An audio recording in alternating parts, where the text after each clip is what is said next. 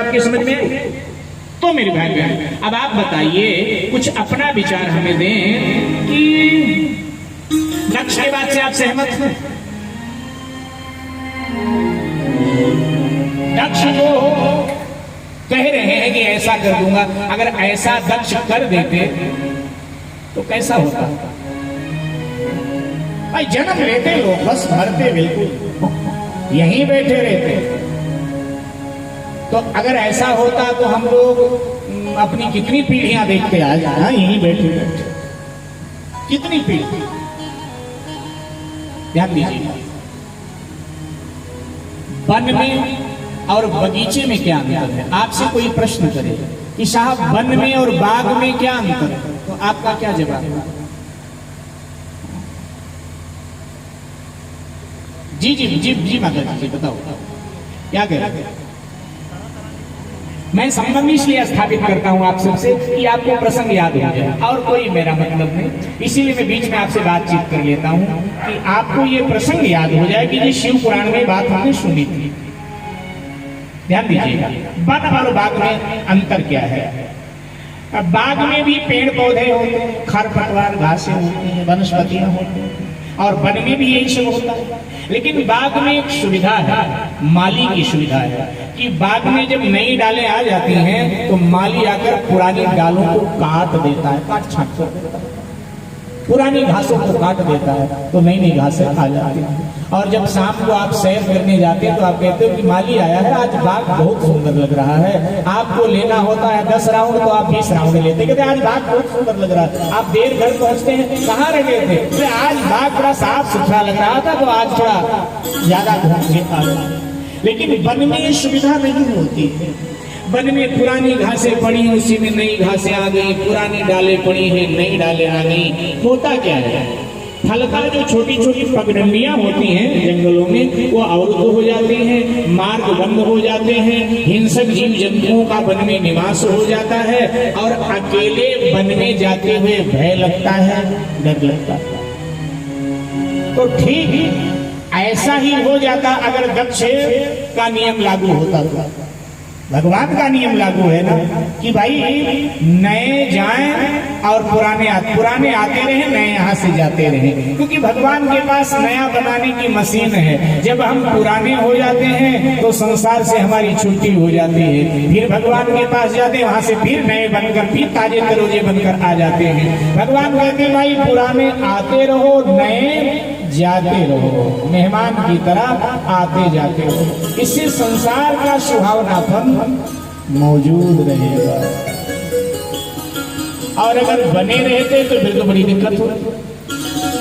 आप विचार करो, जिस घर में 95 वर्ष की दादी जी बैठी हैं, अभी गई नहीं है, उस घर के लोग कितनी मनौती मांगते हैं।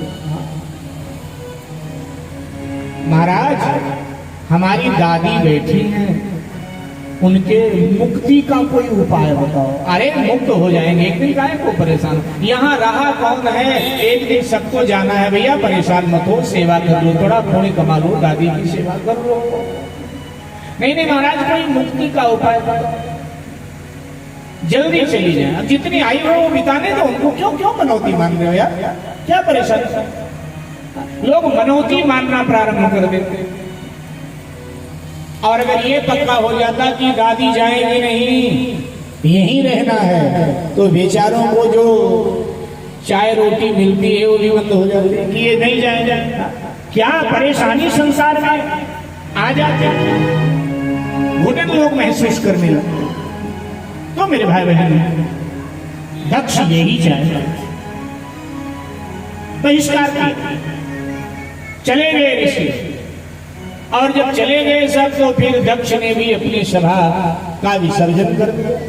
माने कोई मत पारित नहीं हो पाया, और सभा का विसर्जन करके दक्ष महाराज चल पड़े अपने राजभवन की ओर। दक्ष के राजभवन से पहले सती का भवन था, बेटी का भवन था।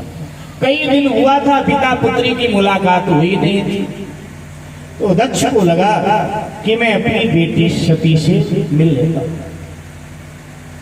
और ये विचार करके दक्ष महाराज सती के भवन में प्रवेश करके द्वार खोला था, सीधे एकदम प्रवेश कर गए। और जब सीधे प्रवेश करके टक्कर पर जाकर देखा तो जो महाराज दक्ष ने देखा, कभी कल्पना भी नहीं किया था कि मैं अपने बेटी के कक्ष में प्रवेश जब करूंगा तो मुझे ऐसा भी कुछ देखने को मिलेगा। देखा क्या महाराज दक्ष ने? एक ऊंचे स्थान पर भगवान शिव का एक दिव्य चित्र लगा हुआ है। चित्र के आगे दीप प्रज्वलित है, दीप जल रहा है। कुछ पुष्प सती जी के द्वारा अर्पित किया गया है और सती जी बैठी हुई ओम नमः शिवाय इस मंत्र का जप कर रही है। दक्ष के आंखों के आगे मानो तूफान छाया, एकदम माथा ठंडा। अरे मेरी बेटी और जिसका मैं विरोध करता रहा हूं, जिसे मैं अपना शत्रु मानता रहा हूं, उन शिव का भजन करते, उन शिव का पूजन करते, मेरे शत्रु की पूजा मेरे घर में हो रही है और वो और कोई नहीं मेरी बेटी पूजा कर। अब ये मूर्खता देखिए महाराज दक्ष का। देखो शिव कोई साधारण व्यक्तित्व नहीं है, शिव असाधारण व्यक्तित्व है। शिव का अर्थ है कल्याण, शिव समाज कल्याण के देवता हैं, हर जीव के शिव मित्र हैं। लेकिन दक्ष का स्वभाव तो देखिए कि शिव को ही अपना शत्रु समझता है। शिव तो सबके मित्र हैं। वो अलग बात है कि करनी आपो आपनी क्या नेड़े क्या दूर। तो दक्ष का माथा ठनक गया, मेरे घर में मेरे शत्रु की पूजा। सती एकदम ध्यान में बैठी, आवाज दिया बेटी सती सती, लेकिन जब सती नहीं बोली तो एकदम हाथ पकड़कर झटक गया। आकर बोला बेटी बेटी उसका क्यों ध्यान लगाती है, और जिससे अनबन कनखलपति की उसको शीश झुकाती है, उसको क्यों शीश झुकाती है,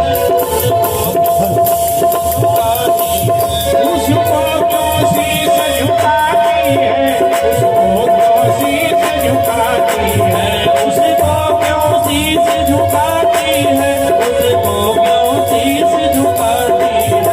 राजा के घर पैदा होकर करती है दान भिखारी का, करती है दान भिखारी का, करती है दान भिखारी का। कहला कर दक्ष राज कन्या गाती है दान भिखारी का, गाती है दान भिखारी का, गाती है दान भिखारी का, गाती है दान भिखारी का, गाती है दान भिखारी का, गाती है दान भिखारी का, गाती है दान भिखारी का।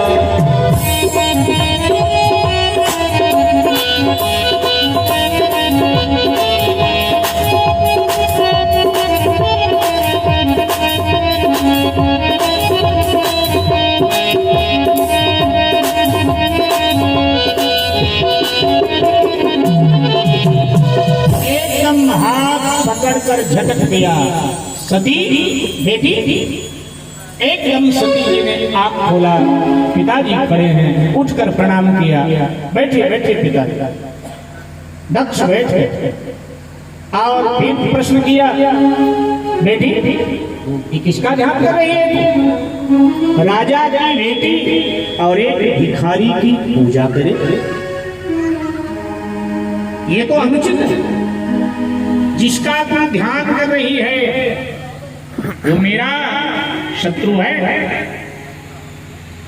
मैं उसका घोर विरोधी हूं। क्यों? इसका आराधन वंदन पूजन। सती जी ने कहा, पूज्य पिताश्री जब से मैंने होश संभाला इस संकल्प के साथ मैं शिव का वंदन पूजन चिंतन ध्यान करती हूँ, मनन करती हूँ कि मुझे पति के रूप में भगवान शिव ही प्राप्त हो। दक्ष की आंखें लाल हो गई, होंठ फड़फड़ाने लगे, भुजाएं हरकत करने लगी। खबरदार सती, ये शंकर शंकर कैसा शंकर, क्या लगा रखा है? ये शंकर शंकर कैसा शंकर जिसका कोई घर द्वार नहीं। अरे मूर्ख कन्या भी ऐसे वर का वर्ण करना चाहती है जिसका घर घर हो, कोई ठिकाना हो, लेकिन जिसका वर्ण तू करना चाहती है उसका कोई घर नहीं है, उसका कोई दर नहीं। ये शंकर शंकर कैसा शंकर जिसका कोई घर द्वार नहीं।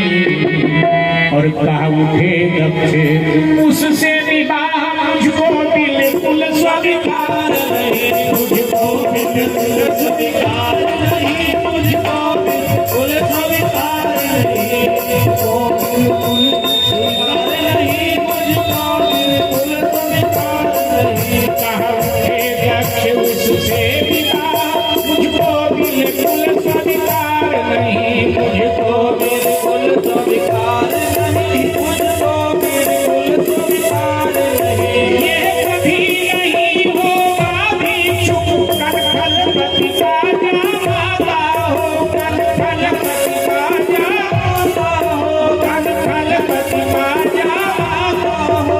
उससे इस दक्ष प्रजापति की कन्या का कैसे नाता हो, कन्या का कैसे नाता हो, कन्या का कैसे नाता हो, कन्या का कैसे नाता हो, कन्या का कैसे नाता हो।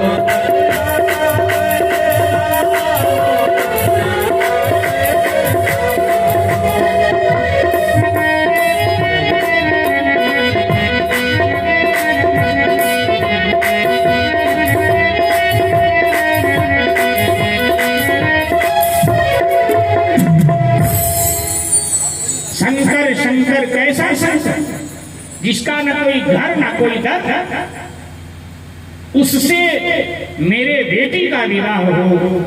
दक्ष महाराज कहते हैं मुझको बिल्कुल स्वीकार नहीं।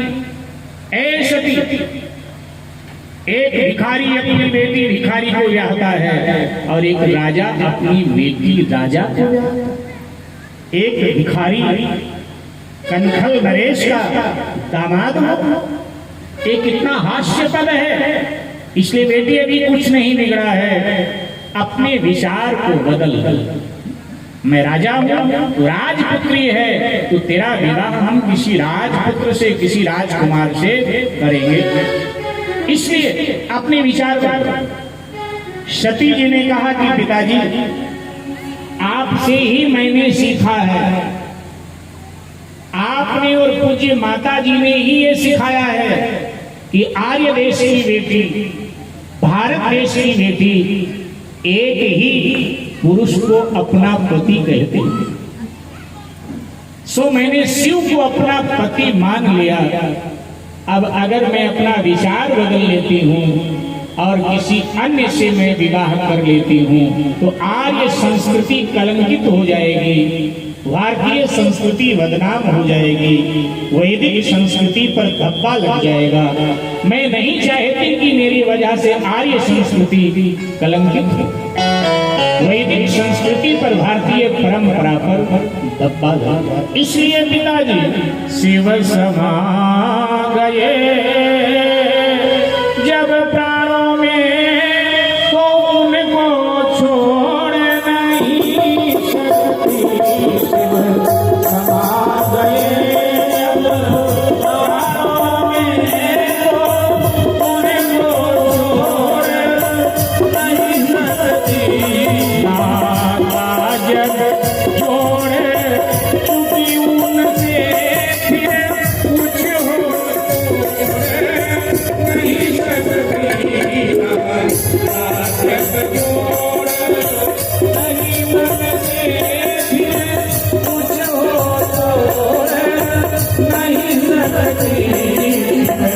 समा गए जब प्राणों में तो उनको छोड़ नहीं सकती।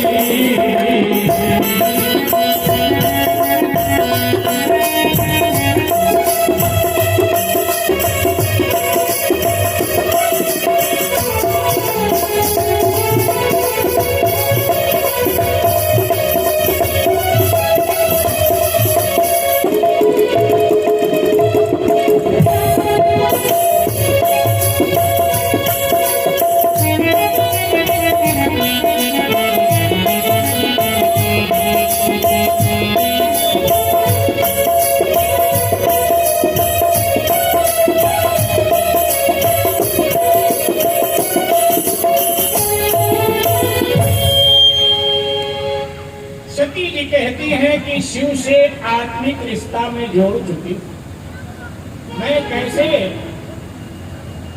अब ये संबंध तो। दक्ष महाराज कहते हैं कि बेटी मैं तेरा पिता हूं, मैंने तेरा लालन पालन किया है, तेरा भरण पोषण किया है, तो तेरे लिए वर चुनने का पहला अधिकार अगर किसी को है तो मुझे है। मैं तेरा पिता, तेरे वर का चुनाव मैं करूंगा, यह अधिकार मेरा है। सती ने कहा पूज्य पिताश्री बिल्कुल ठीक कह रहे हैं, लेकिन सुनिए। अच्छा, सती जी ने बड़े पते की बात उस काल में बोली थी जो आज के संदर्भ में भी लागू होती है। जब दक्ष महाराज ने कहा कि बेटी पाला पोसा शिक्षा दी है और हर विधि से तुझे संवारा है, तो तेरा पति सुनने का भी केवल अधिकार हमारा है, केवल अधिकार हमारा है, केवल अधिकार हमारा है, केवल अधिकार हमारा है, केवल अधिकार हमारा है, केवल अधिकार हमारा है, केवल अधिकार हमारा है। तब सती ने कहा कि वही वर है। वर कौन है?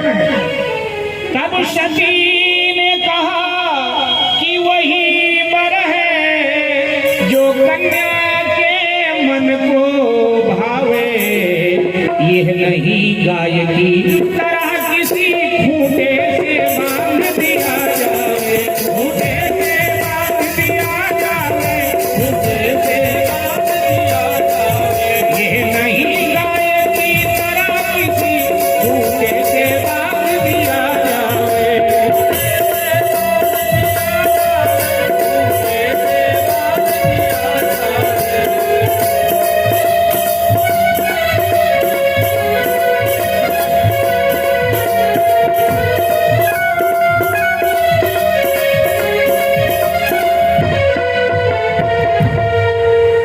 पिताश्री आपकी बात बिल्कुल उचित है कि आपने मेरा भरण पोषण किया है, पढ़ा लिखा कर मुझे संवारा है, मेरा वर चुनने का अधिकार आपको है, ये बिल्कुल ठीक है। लेकिन वर वही है जिसे कन्या भी पसंद करे, जो कन्या के मन को भी प्रिय लगे।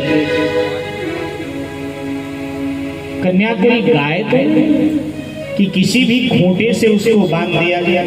इसलिए पिताजी मुझे शिव ही रुचिकर लग रहे हैं, इसलिए मैं जब भी वर्ण करूंगी मैं वर्ण भगवान शंकर का करूं।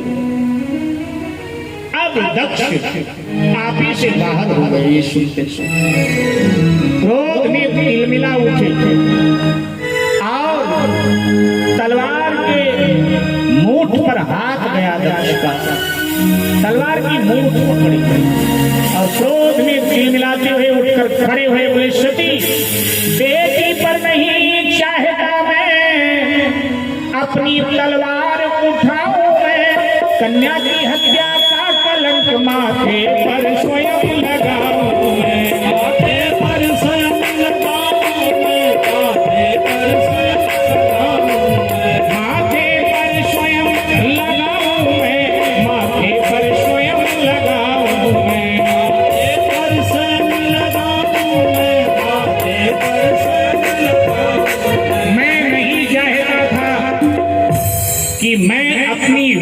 पर तलवार उठाऊं, कन्या की हत्या का कलंक मैं अपने माथे पर लगाऊं, ये मैं चाहता नहीं, लेकिन तू नहीं मानेगी तो यही करना पड़ेगा।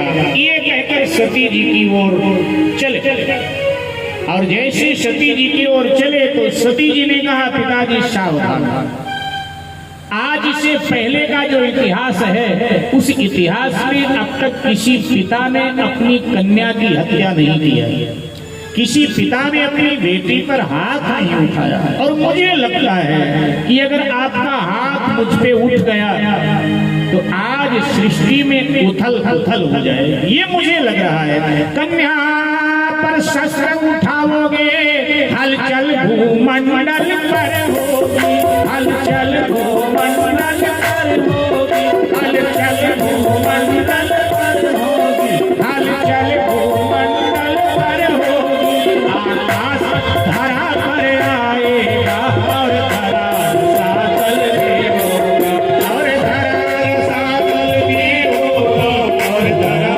सातल में होगी, और धरा सातल में होगी, और धरा सातल में होगी। आकाश धरा पर आएगा और धरा सातल में होगी, और धरा सातल में होगी, और धरा सातल में होगी। अगर आपने मुझ पर प्रहार करना चाहा तो सृष्टि में उथल पुथल हो जाएगा, भूमंडल पर हलचल होगी, आकाश धरती पर आ जाएगा और धरती रसातल में धंस जाएगी। दक्ष ने कहा, जो हो उलट पलट हो जाए तो हो जाए संसार, और अब जीवित छोड़ू तुझे तो मुझको देखा।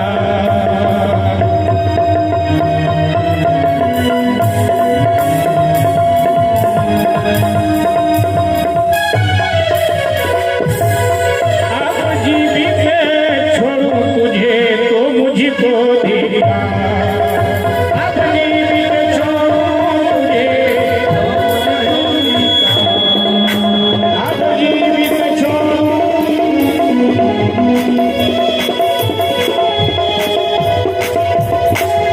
ये कहा भाई सती पर और खड़ग खींच भूपाल, और अचला थकाने लगी है मानो ऊंचा, अचला थकाने लगी है मानो ऊंचा, अचला थकाने लगी है मानो ऊंचा।